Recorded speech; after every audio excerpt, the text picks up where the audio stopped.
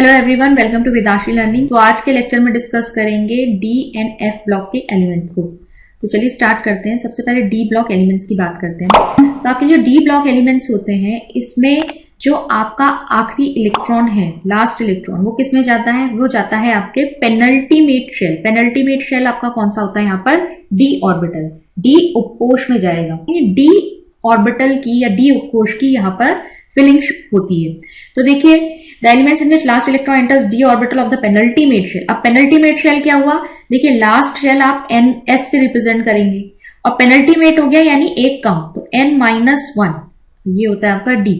ठीक है, और जनरल इलेक्ट्रॉनिक कॉन्फ़िगरेशन अगर इन एलिमेंट्स का देखेंगे अगर आप, तो कितना आता है आपका n-1 डी। डी में कितने आ सकते हैं मैक्सिमम? इसमें टोटल आपके 5 ऑर्बिटल्स होते हैं और एक ऑर्बिटल में 2 इलेक्ट्रॉन्स आते हैं, तो टोटल आपके 10 इलेक्ट्रॉन्स आ सकते हैं यहाँ पर। ठीक है, तो यानी डी में कितने इलेक्ट्रॉन्स आ सकते हैं? एक से लेकर 10 तक। और एस में आपके 1 या 2 इलेक्ट्रॉन्स आपको यहाँ देखने मिलेंगे। ये इसका जनरल इलेक्ट्रॉनिक कॉन्फ़िगरेशन है, सामान्य इलेक्ट्रॉनिक विन्यास है इसका।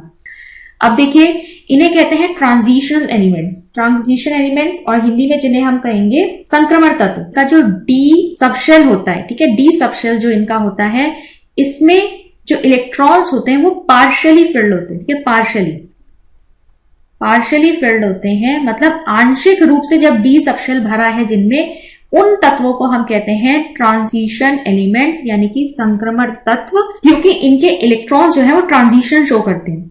और अगर आप पीरियोडिक टेबल में देखेंगे, ये देखिए यहाँ पर, तो ये आपका था एस ब्लॉक, ये है आपका पी ब्लॉक। एस और पी ब्लॉक के बीच में यहाँ पर, यहां से यहां की तरफ जो है प्रॉपर्टीज चेंज होती हैं, तो ट्रांजिशन शो करता है एस से पी की तरफ। ठीक है, तो इसलिए भी ये ट्रांजिशन एलिमेंट्स होते हैं। और दूसरी चीज ये कि क्योंकि यहाँ पर डी सबशेल पार्शियली फिल्ड होता है, उसमें इलेक्ट्रॉन जो है वो ट्रांजिशन होता है उसका, तो इसीलिए हम इसे ट्रांजिशन एलिमेंट्स कहते हैं। अब देखिए, इसमें अगर आप जिंक, कैडमियम और मरकरी की बात करेंगे, ठीक है, जिंक, कैडमियम और मरकरी, यहां देख लेते हैं एक बार। ये देखिए कौन कौन से ग्रुप इसमें आ रहे हैं आपके। ग्रुप 3 से लेकर ग्रुप 12 तक के एलिमेंट्स आपके इसके अंदर आएंगे। ठीक है, और पीरियड आपका कौन सा?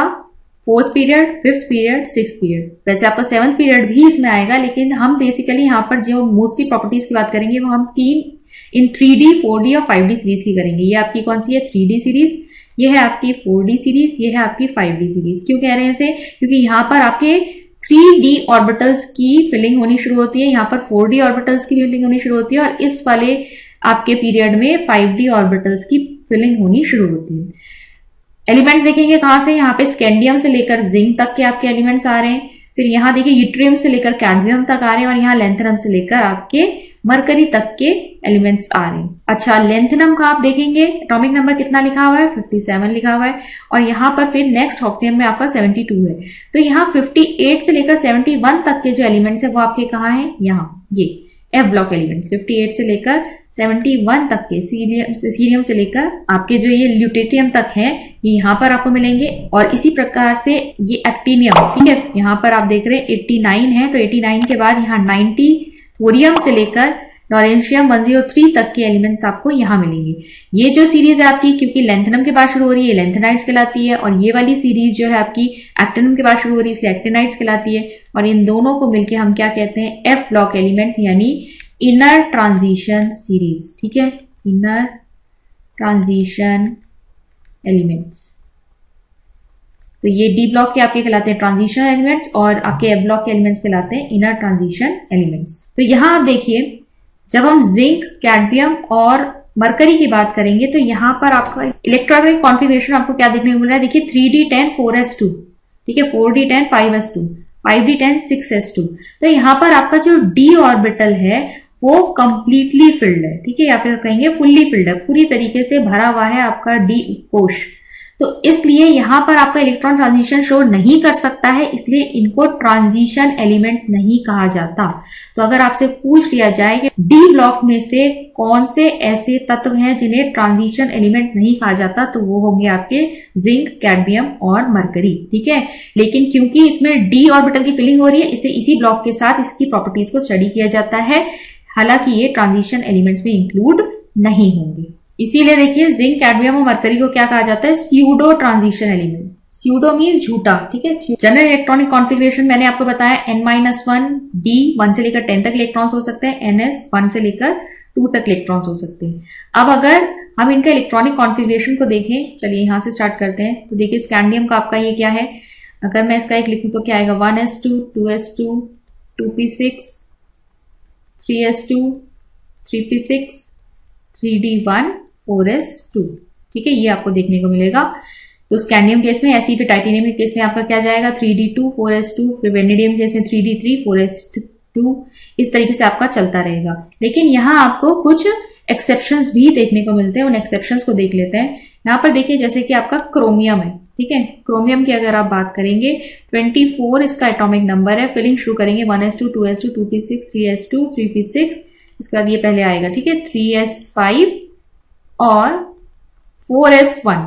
देखिए एक्सपेक्टेड क्या था, होना क्या चाहिए था, 24 है तो ये आना चाहिए था 3d4 4s2, ये होना चाहिए था, लेकिन ये 3d5 और 4s1 हो गया। ये इसलिए हुआ है क्योंकि इसमें ज्यादा सिमेट्रिकल अरेंजमेंट हमें दिख रहा है, ठीक है, ज्यादा सही अरेंजमेंट हमको दिख रहा है, ज्यादा सुव्यवस्थित है। अगर आप 5d के ऑर्बिटल्स ऐसे बनाएंगे इसमें सबशेल में, तो आप देखेंगे अगर यहां 3d5 बना दिया जाए तो ये इस तरीके से फिलिंग होगी, और 4s क्या हो जाता है 4s1, तो ये ज्यादा सुव्यवस्थित दिख रहा है, तो इसलिए हमें ये कॉन्फ़िगरेशन देखने को मिलता है इसके केस में, क्रोमियम के केस में। सेम अगर आप कॉपर की बात करेंगे, कॉपर में भी यही है, आपका 29 है, तो एक्चुअली आपका कॉन्फ़िगरेशन ऐसे तो दिखना चाहिए था 3d9 और 4s2, लेकिन क्या हो सकता है अगर इसमें से एक इलेक्ट्रॉन पहले हम यहां रख लें तो 3d10 और 4s1, ये ज्यादा सुव्यवस्थित या एक ज्यादा सिमेट्रिकल अरेंजमेंट है, जहां पे एक्सचेंज एनर्जीज भी ज्यादा होती है, ठीक है। एक्सचेंज एनर्जीज क्या होती है, ये एक इलेक्ट्रॉन इसके साथ भी अदला बदली कर सकता है, इसके साथ भी कर सकता है, इसके साथ भी कर सकता है। तो यहाँ पर ये जो एक्सचेंज एनर्जीज देखने को मिलती है ना अनपेयर्ड इलेक्ट्रॉन्स के बीच में, ये ज्यादा होती है। जबकि अगर यहाँ से 4 इलेक्ट्रॉन्स होते तो सिर्फ 4 इलेक्ट्रॉन्स के बीच में एक्सचेंज हो रही होती है एनर्जी, लेकिन जब यहाँ पर 5 इलेक्ट्रॉन्स है तो ज्यादा एक्सचेंज एनर्जी हो रही है, तो इससे भी इसको एक्स्ट्रा स्टेबिलिटी मिलती है। ऐसे ही कॉपर के केस में भी देखने को मिलता है। तो ये एक्सेप्शनल कॉन्फ़िगरेशन है। नेक्स्ट अब इनके जनरल कैरेक्टरिस्टिक्स की बात करते हैं, इनके कुछ गुणों की। तो पहला है आपका मेटालिक कैरेक्टर। देखिए आपके जो डी ब्लॉक के एलिमेंट्स होते हैं वो मेटेलिक होते हैं, मेटल्स होते हैं, ये धातु होते हैं। तो इनके धात्विक गुण की अगर हम बात करेंगे तो देखिए क्यों कह रहे हैं हम इनमें गुण होता है, क्योंकि एक तो इसमें लो आयनाइजेशन एनर्जी होती है, ठीक है, इनकी आयनन ऊर्जा जो होती है वो कम होती है, यानी हम इसके जो लास्ट इलेक्ट्रॉन है उसको इजीली निकाल सकते हैं, इसलिए ये मेटल्स होते हैं। इसके अलावा इसमें वैकेंट ऑर्बिटल्स होते हैं आउटर मोस्ट शेल में, जो इनको मेटेलिक बॉन्ड बनाने में हेल्प करते हैं, ठीक है, इनके पास क्योंकि वैकेंट ऑर्बिटल्स है, खाली उपकोष होते हैं इनके पास, तो इसीलिए ये क्या करते हैं, मेटालिक बॉन्ड्स बनाते हैं, धात्विक आबंध बनाते हैं, इसीलिए ये मेटालिक है नेचर में। इसकी वजह से अगर आप देखें तो इनमें सारी मेटल की कैरेक्टरिस्टिक्स पाई जाएंगी, जैसे कि मेलेबिलिटी, डक्टिलिटी, ठीक है, मेलेबिलिटी क्या है, इन्हें पीट पीट के चादरों के फॉर्म में कन्वर्ट किया जा सकता है, डक्टिलिटी होती है इनमें, तारों में इन्हें बनाया जा सकता है। इसके अलावा एलॉयज बनाते हैं ये। इसके अलावा गुड कंडक्टर्स होते हैं हीट और इलेक्ट्रिसिटी के, यानी विद्युत और आपकी ताप के ये सुचालक होते हैं। इसके अलावा ये हार्ड होते हैं, लेकिन कुछ केसेस में ये थोड़े ब्रिटल भी होते हैं, आसानी से टूट सकते हैं ना। तो मरकरी देखिए, लेकिन इसका एक एक्सेप्शनल बिहेवियर हमको देखने को मिलता है, एक अलग सा बिहेवियर क्या देखने को मिलता है कि ये रूम टेम्परेचर पे लिक्विड स्टेट में होता है, ठीक है। The only metal which is liquid at room temperature क्या है आपका, मरकरी।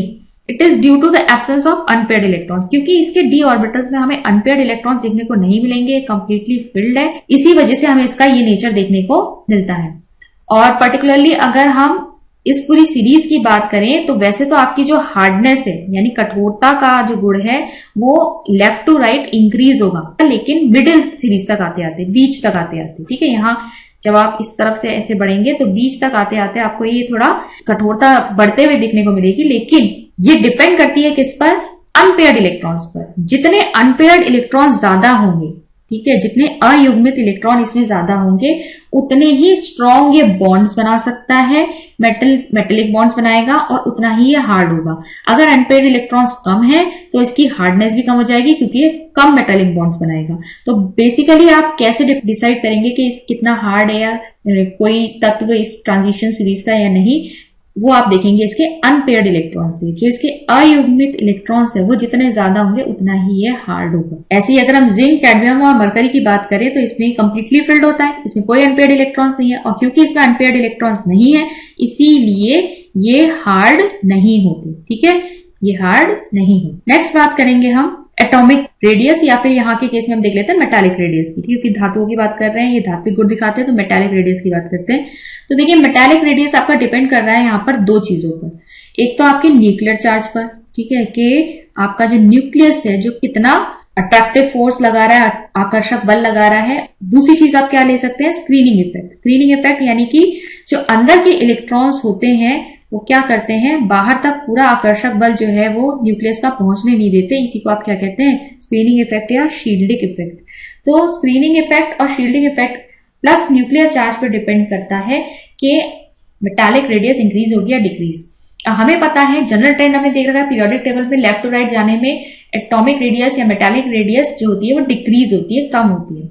अब देखिए यहां हमें क्या ट्रेंड देखने को मिल रहा है। इस ग्राफ को अगर अच्छे से स्टडी करेंगे तो स्कैंडियम से लेकर क्रोमियम तक आप देख रहे हैं कि हमें डिक्रीज देखने को मिल रहा है। ठीक है, कमी देखने को मिल रही है। वो क्यों हो रहा है, क्योंकि जैसे जैसे एटॉमिक नंबर बढ़ रहा है न्यूक्लियर चार्ज भी बढ़ रहा है और स्क्रीनिंग उतनी अभी प्रॉपर नहीं हो रही। ठीक है ना, ये जो स्क्रीनिंग इफेक्ट है ये उतना अच्छे से अभी प्रभावी नहीं है, इफेक्टिव न्यूक्लियर चार्ज बढ़ रहा है। तो इस वजह से हमें मेटालिक रेडियस में डिक्रीज देखने को मिल रहा है, यानी कि जो धात्विक त्रिज्या है वो कम होती जा रही है।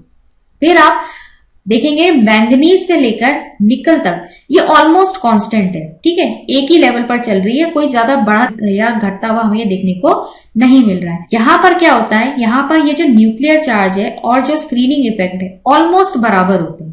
ठीक है, एक दूसरे के बराबर हैं। जितना इफेक्टिव न्यूक्लियर चार्ज बढ़ रहा है उतना ही स्क्रीनिंग इफेक्ट भी बढ़ रहा है, तो इसलिए हमें ज्यादा यहाँ पर डिक्रीज देखने को नहीं मिलता।